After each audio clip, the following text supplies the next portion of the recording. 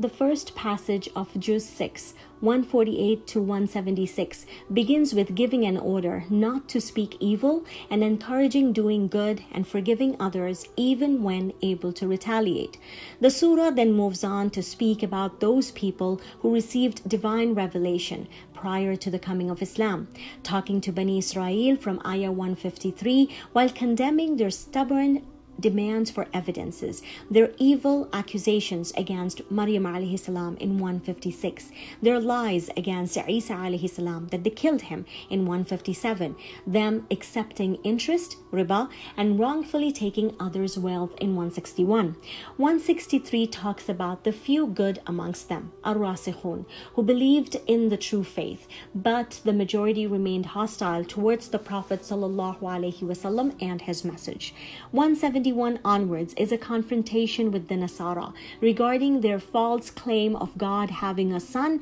or angels to be the children of God or his partners. Concluding this passage, the surah makes a general call to humanity to accept the final message, which is a condition to remain on the straight path, ending Surah Nisa with a discussion on the topic of inheritance regarding kalala, a person who does not leave behind any direct heirs, in Ayah 176.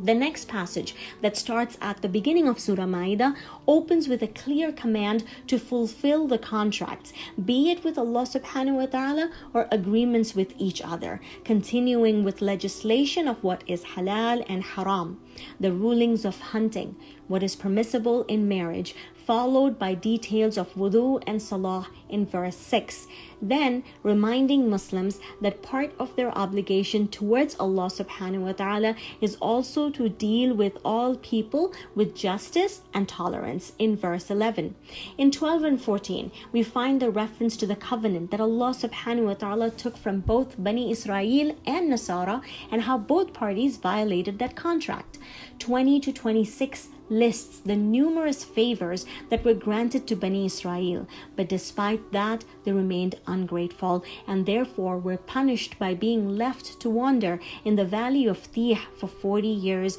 concluding the passage with the story of Habil and Qabil in order to emphasize the sanctity of every human life before listing the legislation around killing, looting, and theft. The last passage of this juz, starting at 41, educates the Muslims to prepare them for their role of leadership, emphasizing in verse 55 who their true friends are: Allah, His Messenger, and the believers who pray, give zakah, and do ruku', meaning submit to the will of Allah.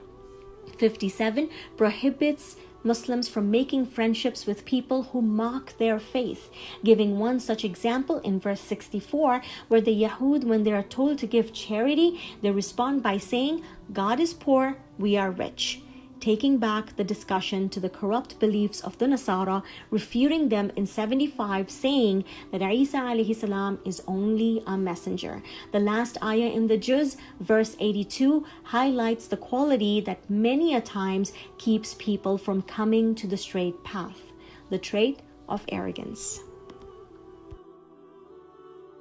من أجبت دعاء نوح فانتصر